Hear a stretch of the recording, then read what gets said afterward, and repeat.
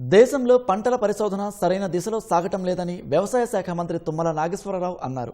రంగారెడ్డి జిల్లా రాజేంద్రనగర్లో ఉద్యాన వర్సిటీలో పర్యటించిన మంత్రి తుమ్మల కళాశాలలో పలు అభివృద్ధి పనులకు శంకుస్థాపన చేశారు. వర్సిటీలో 10 కోట్లతో రీసెర్చ్ కేంద్రం నిర్మాణానికి భూమి పూజ చేశారు. అనంతరం ఎంఏపీఆర్ఎస్ నర్సరీ యూనిట్ ప్రారంభించారు. ఈ సందర్భంగా ప్రత్యామ్నాయ పంటలపై రైతులకు అవగాహన కల్పించాలని శాస్త్రవేత్తలకు సూచించారు. రసాయన ఎరువులు అవసరం లేని విత్తనాలను అభివృద్ధి చేయాలని విజ్ఞప్తి చేశారు. రైతు అంటేనే పాడి పంటలపై ఆధారపడిన వారు ఇప్పుడు రైతు దినచర్య నుంచి పాడి అనేది మాయమైందని పేర్కొన్నారు.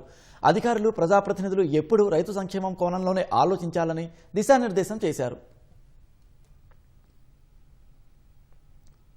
పంట కంటే పాడే ఆదాయం కాబట్టి దయచేసి మనం ఏం కొత్త కనిపెట్టక్కర్లా. మన తాత అమ్మమ్మలో, మన నాన్నలో, మన అమ్మలు చేసిన వ్యవసాయం చేసుకుంటే కూడా సుభిక్షంగా బతకగలుగుతాం, శుభ్రంగా ఉండగలుగుతాం. కాబట్టి దయచేసి యూనివర్సిటీ అన్నిటినీ మిళితం చేసుకొని మీకున్నటువంటి విజ్ఞానాన్ని మీ రీసెర్చ్ ద్వారా ఇంకా ఆధునిక పద్ధతుల్లో రైతుని ఇంకా ఎంతకు ముందుకు తీసుకెళ్లాలో తీసుకెళ్ళండి. ఈ రోజున భారతదేశంలో ఎక్కువ డబ్బులు రైతాంగానికి ఖర్చు పెట్టిన ఏకైక ప్రభుత్వం తెలంగాణ ప్రభుత్వం. ఇంత చిన్న రాష్ట్రం ఇన్ని కష్టాల్లో ఆర్థిక వ్యవస్థ విచ్ఛిన్నమైనా కూడా సుమారు 1,36,000 కోట్లు రైతుల జేబుల్లోకి పంపించాం.